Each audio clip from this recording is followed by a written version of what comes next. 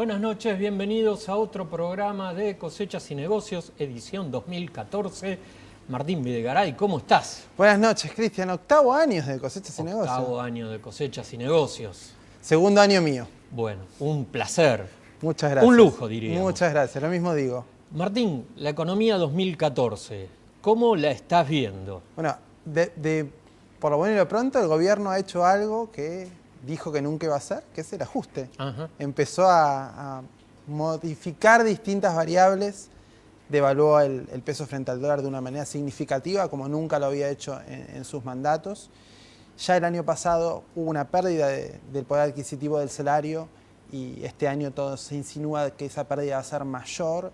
Se está hablando de subir las tarifas de los servicios públicos. Hay una serie de medidas que, si bien el gobierno no le gusta llamarlas afines a los organismos internacionales, lo son. Pareciera que el próximo paso también sería pedir plata afuera. Entonces creo que arrancamos 2014 con un gobierno haciendo algo que nunca había hecho, inclusive creo que no lo va a decir, pero está haciendo un clásico ajuste. Vamos a hablar con alguien que sabe más que nosotros al respecto. La pregunta que yo me hago es cómo este ajuste puede impactar al campo. Claro. Bueno, lo toma en un momento, en términos internacionales, otra vez con un precio de la soja que está en niveles nominales altos comparados con otros años, que sorprende porque muchos a esta altura ya pensaban que la soja iba a bajar como consecuencia de una cosecha récord en Brasil y la Argentina. Brasil ya es el principal productor de soja, Argentina es el tercero, después de Estados Unidos, que es el segundo, pero lo que está sorprendiendo ahora es el factor chino. O sea, China es una aspiradora de soja, está comprando sobre todo soja norteamericana, y los especialistas en el comercio de granos lo que explican es que hay un empalme entre la soja que tiene Estados Unidos y la entrada de la cosecha sudamericana, ¿no? del volumen de Brasil y la Argentina. La soja prácticamente se ha convertido en el único negocio rentable de la actividad agropecuaria, porque, o el más rentable, algunos dicen que es el único, y aún así en algunas zonas del país tampoco, digamos, la soja no deja márgenes económicos como los dejaba hace 6, 7 años, por ejemplo, sobre todo en el noroeste, y también con esquemas empresariales como alquiler, arrendamientos. Bueno, este fenómeno, esta organización empresarial de alquilar tierras ha cambiado drásticamente en los últimos 2 años, y hay otros cultivos como el maíz y el trigo, en los cuales el gobierno sigue interviniendo fuertemente. Es decir, no ha cambiado pese al cambio de ministro de Economía, al cambio de ministro de Agricultura. Sigue con la idea de que hay que intervenir en el precio, regulando las exportaciones, y esto hace que dentro del esquema, dentro de la ecuación de los productores por apostar a otro cultivo, antes de decidirse, bueno, haya productores que lo piensen demasiado antes de entrar en trigo o en maíz, por ejemplo. Ahora, hace unas semanas el secretario de Comercio, Augusto Costa, digamos, quien reemplaza a Guillermo Moreno en esas funciones, en una reunión con empresarios les dijo, no les dijo estábamos rogando, pero les dijo, bueno, estábamos esperando con mucha ansiedad que los agroexportadores empezaran a liquidar sus divisas. Eso no sé si es una novedad, siempre el gobierno dependió mucho de las divisas del campo, pero me parece que esto de estábamos esperando, casi rogando, es una noticia en términos de que el gobierno, aunque no le guste el campo, tiene que reconocer que en este momento, sobre todo en una crisis cambiaria importante, necesita mucho al sector. Y sí, de hecho a los exportadores les pidió que adelantaran parte del ingreso que ellos van a percibir cuando vendan la cosecha. No ha cambiado la actitud de los productores venden, lógicamente, como hacen todos los agentes económicos, cuidan su mercadería, entonces venden en la medida de las necesidades, cuando les conviene, porque no tienen claro cómo va a ser el comportamiento del dólar, por la inflación, y se están refugiando en lo que tienen como seguro o más seguro, que es la soja, que tampoco nunca es del todo seguro, porque el mercado internacional hoy hay precios relativamente buenos, pero cuando entre la cosecha a pleno, la cosecha argentina de soja, la cosecha brasileña, hay que ver si estos mismos precios se van a sostener o no. O sea, depende de factores que a nivel local no se controlan. La actitud de China, la actitud de Estados Unidos. Entonces eso también es un riesgo. De todos estos temas vamos a hablar con nuestro invitado del día de hoy, que es Alfonso Pratgay. Pratgay fue presidente del Banco Central de la República Argentina, fue legislador, diputado nacional, fue precandidato en las internas de UNEN, partido político o coalición de la que todavía forma parte. Y tiene un espacio político propio. Exacto, ahora. Y también ha trabajado en bancos, tiene experiencia en el sector privado y en el sector público. Así que en el próximo bloque vamos a ver qué nos aporta, qué nos dice sobre el futuro de la economía, el presente de la economía. Perfecto.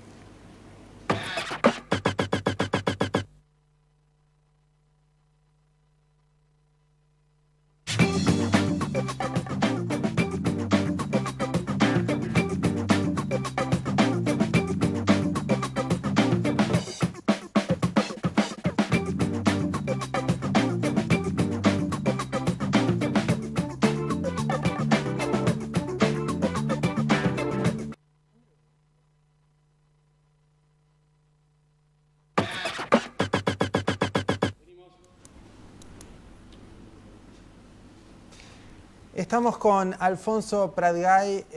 Pratgay fue presidente del Banco Central hace casi una década, durante el primer gobierno de durante el gobierno de Néstor Kirchner. También fue diputado nacional por la coalición cívica. En las últimas elecciones, en las últimas internas de UNEN, participó de una línea interna. Sigue estando en el espacio de UNEN.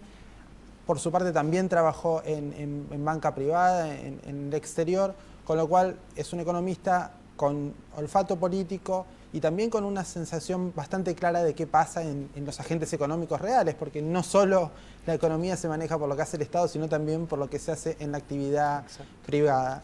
Pratgay, buenas noches. Buenas noches. ¿Cómo está viendo? En este momento muchos especialistas hablan de una primavera cambiaria porque hace un mes que el gobierno ancló el precio del dólar, después de haber devaluado fuertemente. Y bueno, se habla de esto, de primavera cambiaria, se tranquilizó el sentimiento, por lo menos se tranquilizó la situación. ¿Usted lo ve de esa manera? Bueno, yo creo que el gobierno devaluó y después la otra decisión que tomó el Banco Central fue ponerle un límite a la compra de dólares a los bancos, ¿no? ¿Se acuerdan ustedes la discusión? Vamos a buscar... Ustedes mencionaban recién una reunión más o menos amable del secretario Costas con gente del sector agropecuario, pero antes de eso estaban persiguiendo a los productores diciendo que tenían guardada la soja en los silos bolsas, que hay 10.000 millones de dólares para liquidar, los vamos a buscar y demás.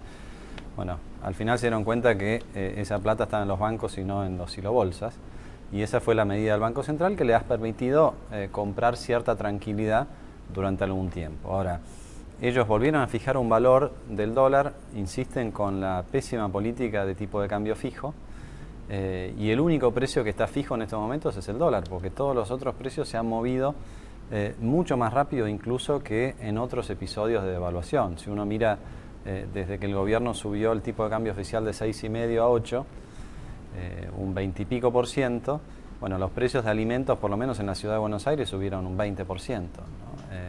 Las tarifas de algunos servicios públicos, por ejemplo el transporte, incluido el subte en la ciudad de Buenos Aires, subió más, ¿no? Las naftas y el gasoil, que es esencial para los productores agropecuarios, en ese mismo lapso subieron un 15%. Entonces, hay un elemento de el perro comiéndose la cola, ¿no? Como dicen a veces los sajones. Está bien, devaluaron, pero ese mismo perro que ahora es más grande se está volviendo a comer la cola porque los precios de a poco te van ganando la competitividad. ¿Qué quiero decir con todo esto? Es que el gobierno hizo algo que dijo, como ustedes planteaban, que nunca iba a hacer, lo hizo tarde, lo hizo mal, como todo lo que hace, y por supuesto que no resolvió el problema, porque esto no ha generado un ingreso voluntario de divisas, que es lo que habitualmente genera la devaluación, ni tampoco ha cambiado dramáticamente la ecuación económica del pequeño y el mediano productor, porque al pequeño y mediano productor, está bien, le subió un 20 y pico % la facturación de sus granos, pero le están subiendo otros costos a ese mismo ritmo o más. Ahora, de todas formas, el gobierno se da por contento de lo que está alcanzando, cree que eso, más los precios cuidados, que bueno, tendrá una incidencia bastante relativa en una canasta, lo ayuda a encarrilar su negociación de cara a la paritaria. ¿Usted lo ve de la misma manera? Yo creo que la gran herramienta antiinflacionaria que tiene este gobierno, que no la puede confesar, es la recesión.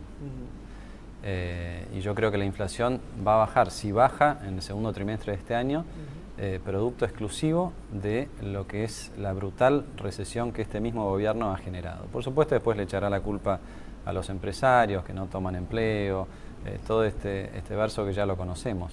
Pero la estrategia del gobierno es que la recesión le permita resolver el problema cambiario, el problema inflacionario, porque ellos sabían que perdiendo 2.000 millones de dólares de reservas por mes no llegaban al fin del mandato. Entonces, volviendo a la pregunta, sí, compraron 3 o 4 meses, pero si no hay una modificación fundamental del esquema económico, este problema lo volvemos a tener. Pero usted dice recesión en función de que los salarios van a subir de una manera y la inflación va a subir más que los salarios, según esa es una parte, digamos. Una parte del ajuste es eso, ¿no?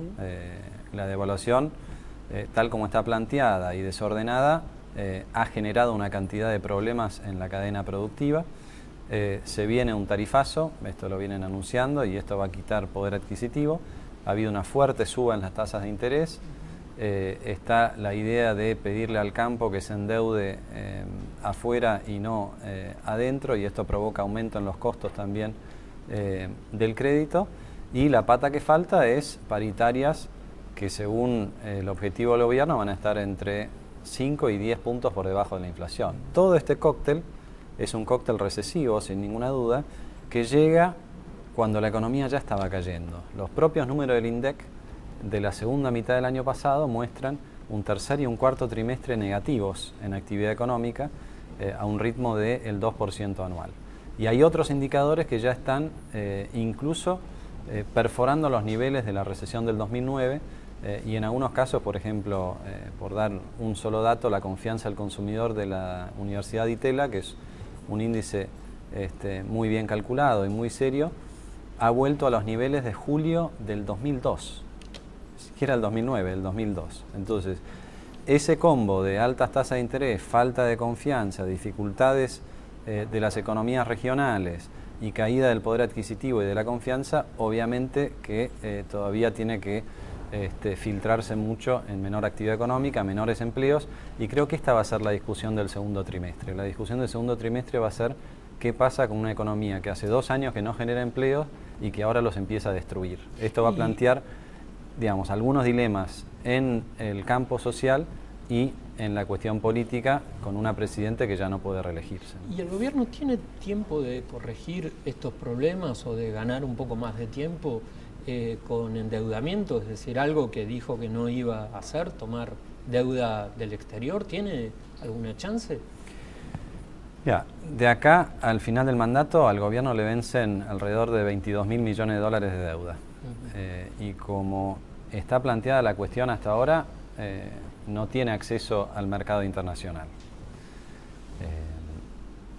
22.000 millones de dólares pagados de reservas implica que se quedan sin reservas hacia el final del mandato. Entonces, ahí es donde está atrapado el gobierno. O entrega todas las banderas y empieza a endeudarse, cosa que dijo que nunca iba a hacer. Podría suceder, porque también nos dijo que el que iba a devaluar iba a ser el próximo gobierno, y eso lo dijo Cristina, no lo dijo alguno de los generales de Cristina. Pero esencialmente para cerrar la ecuación del sector externo, porque este es el problema central. Argentina está atravesando un estrangulamiento del sector externo, de los clásicos que tiene Argentina, pero en una coyuntura internacional que nunca tuvimos. Una cosa es que te falten dólares con la soja 150, otra cosa es que te falten con la soja arriba de 500. ¿No? Esta es la magnitud del descalabro que han montado ellos. Entonces, una de dos: o aumentan las exportaciones, que este año aumentarán respecto al año pasado algún porcentaje, o se endeudan afuera para no tener que estar pagando la deuda con los dólares del Banco Central, o, que es la estrategia hasta ahora, achican importaciones por vía administrativa y por recesión para que los números cierren, ¿no? Pero yo creo que lo que ha sucedido es, me parece que el gobierno se está dando cuenta que la épica kirchnerista era sencilla cuando estaban los recursos, y ahora llegó el momento en que ya no están más los recursos. Se los gastaron todos en ese relato se llevaron por delante el Banco Central, se financiaron en exceso con el Banco Central y bueno, y ahora empiezan a llegar las facturas, ¿no? Pratgay, le propongo una pausa y seguimos conversando en el próximo bloque.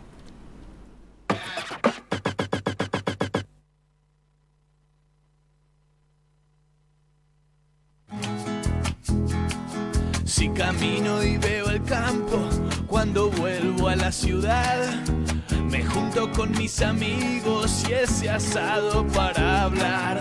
Es la carne que tenemos, la familia y los abuelos, trabajando en este suelo tan celeste como el cielo. Carne, carne argentina, la mejor carne, carne argentina, la mejor carne. Todos juntos, trabajamos para que la mejor carne llegue a tu casa. Instituto de Promoción de la Carne Vacuna Argentina. Dow AgroSciences. Soluciones para un mundo en crecimiento. ¿Un instrumento? La guitarra. ¿Mermelada favorita? Rosa mosqueta. ¿Una prenda de mujer? Tanguita. Moscardelli, ¿probó con Quiniela Plus? Con Quiniela Plus tenés un pozo mínimo asegurado de 1 millón de pesos y podés ganar con 8, 7, 6 y 5 aciertos. Lotería de la Provincia.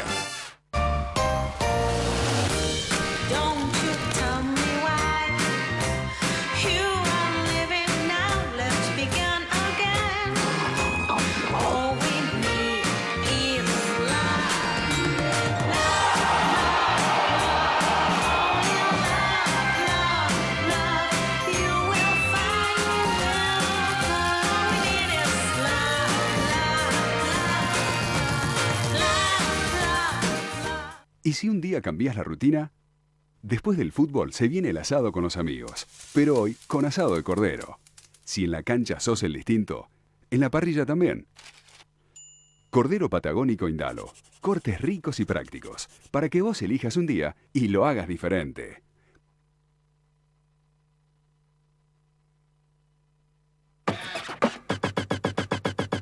Seguimos en Cosechas y Negocios, estamos entrevistando a Alfonso Pratgay. Una de las preguntas que se hace todo el mundo, y nos incluimos, es, bueno, tenemos esta estabilidad cambiaria relativa por este mes. ¿Hasta cuándo le parece que dura o hasta cuándo este valor del dólar puede contener otras situaciones de la economía? Bueno, la apuesta del gobierno es hasta que llegue la cosecha, ¿no? Están esperando los dólares de la cosecha, abril, mayo, como para tirar hasta la segunda mitad del año. Pero bueno, si no se resuelven las otras cuestiones, eventualmente esto rebota por el lado del tipo de cambio, ¿no? Acá ha habido muchos años de atraso cambiario que no se resuelven con una sola devaluación mal implementada y mal llevada a la práctica, ¿no? Y está toda la cuestión que decían ustedes en la introducción del ajuste en Argentina, y quisiera retomar la otra cuestión, que es la de China, porque China también está haciendo su propio ajuste, en silencio, con, digamos, la dinámica milenaria que tienen los chinos, pero ellos han subido la tasa de interés, tienen un problema de sector externo, tuvieron ahora en enero el primer déficit comercial en muchísimo tiempo, hay caída fuerte de las importaciones de China, y eso hay que mirarlo, bueno, la audiencia que tienen ustedes lo debe estar mirando con detenimiento, porque no vaya a ser que además de Kicillof haya que bancarse bueno, problemas en China. ¿Y te parece que esto puede generar efectos en el empleo? Porque hasta ahora una de las cosas que, si bien no hay creación de empleo en el sector privado, o es muy poquita, uno de los términos que uno viene viendo, pese a los dibujos del INDEC, es que el empleo está medianamente, en números relativamente tranquilos. ¿Usted cree que esta recesión puede generar algún problema en términos de empleo? No, sí, yo creo que ya lo está creando. Si uno mira en detenimiento los números del INDEC, ellos muestran que cae todo el tiempo el desempleo, pero lo que está ocurriendo es que está cayendo la tasa de empleo de la población, ¿no? El truco que hace el INDEC es que nos hace creer que hay gente que ya no busca empleo, pero la realidad es que cuando uno mira esos números ve que el propio INDEC reconoce que han caído los puestos de trabajo en el sector privado, en el último tiempo ni siquiera compensados por el sector público. Dicho sea de paso, no se verifica en ningún número oficial el famoso número de los 5 millones de empleos que creó el kirchnerismo. Con viento a favor son 3,5 y el 80% de esos empleos se crearon durante la gestión de Néstor, ¿no? A partir del 2007 en adelante todo es deterioro, tanto en materia económica como social, y este es el tema central que creo que tenemos que discutir como sociedad. ¿Qué nos pasa? Que cada 10 años tenemos que atravesar una de estas circunstancias. ¿Qué nos pasa con esta tendencia populista que siempre le damos un cheque en blanco al populista de turno y que después de ese ciclo de euforia donde en general les va mejor a los que más tienen, viene la etapa de ajuste en la que tristemente e inexorablemente siempre la pagan los que menos tienen, ¿no? Y este es el resultado de que hoy en Argentina haya más de 10 millones de personas que no tienen lo suficiente como para llegar a fin de mes, ¿no? La Argentina del récord de recaudación tributaria, la Argentina de 10 años de crecimiento, la Argentina a la que le pagan $500 por la soja y otro tanto por el maíz y el trigo. Esa Argentina es una Argentina que no ha logrado transformar toda esa oportunidad en mejorar la situación de los que requieren esa mejora más urgentemente, ¿no? Que son los pobres y los que menos tienen. Alfonso, ya hay mucha gente que está prestando más atención a lo que dicen las fuerzas de la oposición, porque se ve que este gobierno, por lo menos sus principales defensores, después del 2015 no van a seguir. Dentro no sé si es muy adelantado preguntar del programa económico que vos imaginás podría llegar a tener una fuerza como UNEN en caso de acceder al gobierno. En el sector agropecuario, ¿vos crees que, por ejemplo, ciertos esquemas se pueden seguir manteniendo como los mantiene el gobierno, como retenciones, control de exportaciones? ¿Pueden seguir esas políticas o imaginás algo diferente? No, yo imagino algo totalmente diferente. Me parece que hay consenso dentro de este espacio socialdemócrata, digamos, es UNEN en capital, pero a nivel nacional todavía no tenemos un nombre. Yo creo que hay consenso de que los controles administrativos que ha sufrido el campo en este último tiempo han sido tremendamente perniciosos y además de perniciosos para el sector han sido corruptos por la forma en que se aplican los ROEs y las demás cuestiones de Moreno que todavía subsisten, ¿no? La transformación del ONCA en otra oficina para que no le hagan juicio, bueno, todo lo que hemos visto, eso por supuesto que hay que cambiarlo y eliminar todos esos controles porque no tienen ninguna razón de ser. La discusión de retenciones es una discusión que hay que dar dentro del seno de nuestra coalición. Yo personalmente creo que, con excepción de la soja, ninguna otra retención tiene sentido ni tiene razón de ser. Ni maíz, ni trigo. Ni maíz, ni trigo, ni lácteos, economías regionales, carne. ni lácteos, ni carnes, ni tampoco para defender el precio del mercado interno, que es un argumento que, para mí, erróneo, que se utiliza para justificar las retenciones, por ejemplo, en maíz, trigo. No tiene por qué ser el productor el que subsidia el precio de los alimentos. En todo caso, tengamos una política tributaria y una política de subsidios que atienda esa cuestión y que enfoque el subsidio al que lo tiene que recibir. Una cosa que se podría hacer, por ejemplo, si la preocupación fuera esa, es devolución del IVA a los alimentos de la canasta básica a un sector de la población al que podemos identificar a través de una tarjeta social. Digo devolución del IVA porque hay otras ideas de eliminar el IVA a la canasta básica. Bueno, eliminamos el IVA a la canasta básica y yo paso a pagar menos y ustedes pasan a pagar menos, que no es el objetivo, ¿no? Entonces creo que, lo que les estoy planteando es una reforma tributaria integral en la que, insisto, no tiene demasiado sentido cobrarle al campo tasas o alícuotas que, expresadas en términos de la ganancia, son absolutamente confiscatorias. Soja es diferente porque la retención no solamente tiene un elemento tributario, sino que también tiene un elemento disuasivo en términos de la relación de los distintos cultivos y el impacto en los suelos y demás. Aunque pasó lo contrario. Pasó lo contrario porque ellos no vieron que justamente presionando tanto al pequeño productor, la única salida que había era la concentración en grandes pools de siembra y grandes empresas que son los que le pueden sacar el máximo jugo a la soja. Sí, por supuesto, en tantas otras cosas ellos promovían y decían una cosa y lograban exactamente lo contrario. Pero nosotros en varias campañas hemos propuesto la eliminación total de las retenciones al campo y también las industriales, que no tienen mucho sentido, y una eliminación gradual de soja, porque soja es una cuestión aparte, digamos, ¿no? Eso es el plan.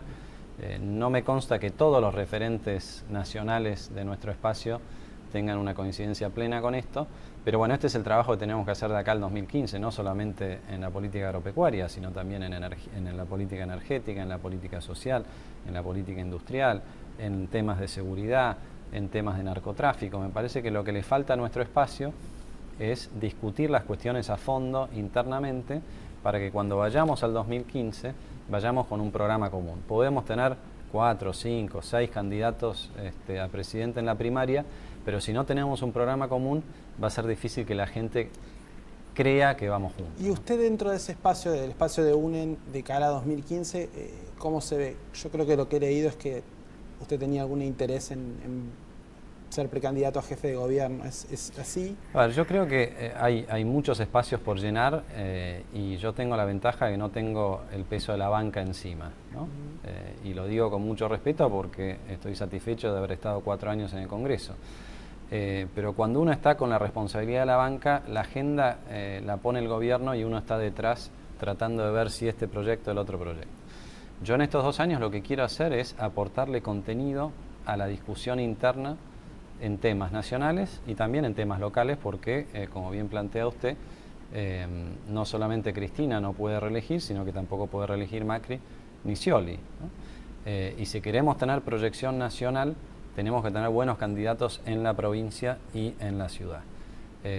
Si la decisión es que en esa competencia conviene más que yo aporte en la ciudad que aporte en lo nacional, bueno, voy a estar donde crea que haga un mayor aporte, ¿no?